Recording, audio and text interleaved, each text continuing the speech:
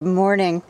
Well, as much as I love to paint and draw, I just cannot take sitting and being indoors. So I kicked it into high gear this morning and started out back with clearing the beds and amending. Regardless of whether I stay or not, I have a plan. I'm going to put some things in the pots in case I move and put some stuff in the ground. We'll see how it goes. All right, this is the variety of rare cucumber, and I'm going to put the name in the description box. It's a very strange name, but for as many seeds went in the pot, that's how many sprouted. And I'm going to actually do another sowing of this today. I've got the pot ready, and this is going to be the first round. And then I'll probably go ahead with my all-time favorite, the lemon apple again. It looks to me as if I have a ton of tomato volunteers in here. So that'll be interesting. I'm going to thin those and see what they turn into. There's also a basil back in there too. Oh, a couple basil. I see another one. All right, so tomato and basil volunteers. And I believe this is lychee. Yeah, this is the lychee tree that I started from the seed last year. The other tomatoes doing really well. I lost all but one of the Italian golden pepper, so I'm going to start some more of those. All right, feels good to be back in my work clothes. My pants that are held together with wires and safety pins. My work socks with holes. Aiden's old shoes. But let's get after this. I'll go back through and explain why I do what I do with the beds. More stuff, more pots have been moved around. More lemon balm taken out. Found more endive volunteers in the pots. And it's really, really starting to look beautiful around here. Butterflies coming back. We got blooming trees, azaleas. I suspect it won't be too long before the gardenias are here too. I ate the first of the strawberry and it was okay. Been eating lettuce and you could hardly even tell. The Just Add Water beds are doing very nice. Flowers blooming, more green showing up. I found onions too up in that strawberry patch where the cilantro is growing. I found some onion sprouts.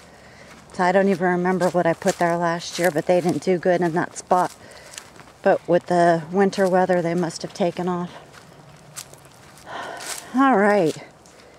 And before you guys give me a load of crap on the tiller, and why I shouldn't use it in the beds. First of all, I don't really have soil structure here because I don't have structure. And have mercy on me, you know. I'm 5'4.5" and 103 pounds wet, and I do this by myself. I have hand cultivated, cleared 3/4 of an acre, and I'm just getting older. I'm just, you know, I can do it, but I'm not pushing it this year. So the tiller was out. It's not running so well. I know about, you know, draining fluids and all of that for the winter. I didn't get to it. It could be a spark plug problem too, because it's quite a few years old now. So I'll have to have a man take a look at that. But I decided to go with this left-hand side of the garden.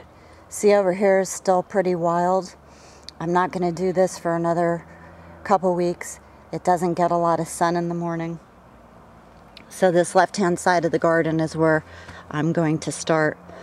It gets the morning sun, and if there's moisture on the leaves and we happen to dip in temperatures, it's good to have that first early warmth to dry the leaves out so we don't have a molding problem or spread any kind of disease, and help the plant bounce back from the cooler temperatures at night. It's been consistently in the 50s now in the evening. So I went ahead and ran the tiller through this and turned the compost pile, put some compost in here, had the bucket of amendments with the 3 kinds of poop and some of my other organic additives. So that is ready to go. Most likely, this was just cleared last year. This was actually the bed that was outside of the fence line last year, and nothing was put in it. And it was amended last year as well, so chances are I'm going to do some melons here, some heavy feeders, and I'm going to most likely put bell peppers here. The bell peppers were in this spot, or some kind of pepper was in this spot last year. And this is going to be the first start of the cucumber patch right here. And here are some onions. They're doing okay. Back here, because of the watering, the sprinkler heads just didn't have as good a reach as I wanted. I had squash back here that I had to bucket. And this whole area wasn't amended.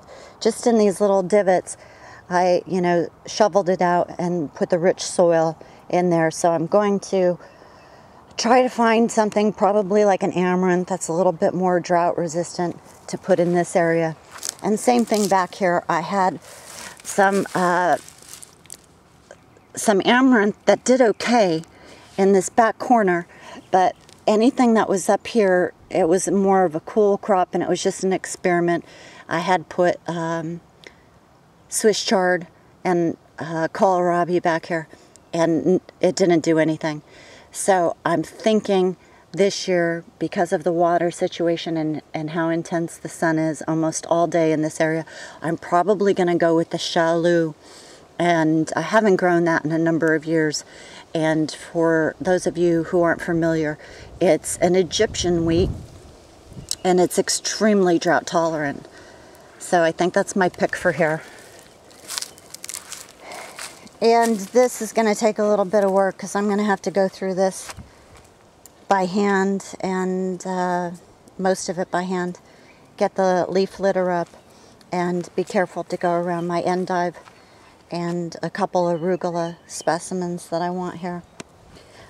Last year I had some squash in this area, and I planted it mid-season. It did relatively okay.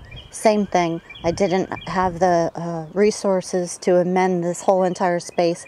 So what I did is I just dug deep, and it would have been like a gallon size container would have fit down in the hole, and I amended that. But I've got tobacco sprouting here. Not quite sure what I'm going to do with this area. But on the beds, you'll notice that I put that little berm up, and I do this for a couple of reasons. Early in the season, especially with the kids running around, it's not always easy to identify exactly what is garden space and what's planted. So that gives a clear indication with the soil being mounded up. Secondly, is I'm on a slope here, and I'm trying to catch and retain water in the beds. Thirdly, I do this is when I go back through and add amendments to the soil, I'm ensured that it's going to stay put. And sometimes, I throw the amendments down and I'm well-intentioned to come back and take a little hand cultivate or a little claw and work it into the soil, but that doesn't always happen. So it ensures that everything stays where it's supposed to. All right, this, I'm not sure what's going to go here yet. I had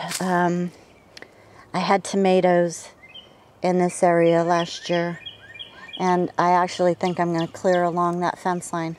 Peas are right behind the tiller, and next up in that spot is just a small bed of scraggly lettuce, and I think I'm going to clear that out, and that's going to be where I first transplant the tomatoes too. Good sunlight almost all day, and tomatoes can handle that. There's the peas. Like I said, I don't have high expectations for those just because of how warm, how quickly. And I'm hearing reports from a lot of people all over the place that, you know, that indeed so many areas are just going into some really, really warm weather. This strawberry patch is spreading out outside of its little mound.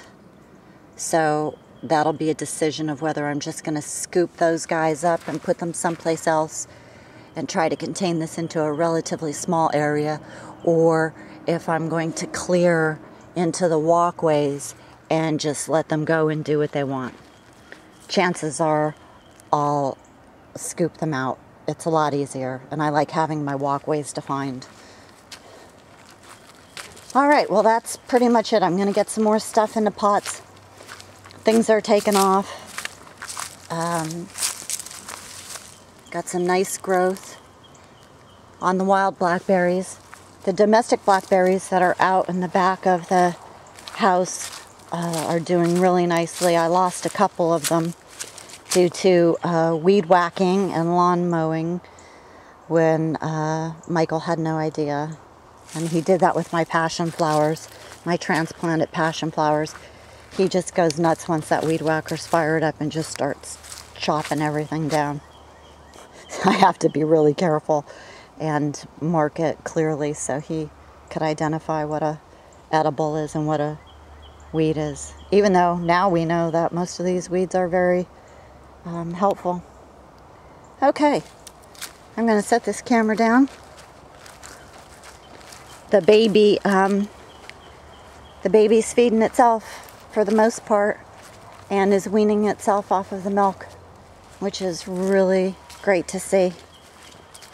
I have some more potatoes, that potato skins that could go into that third ditch,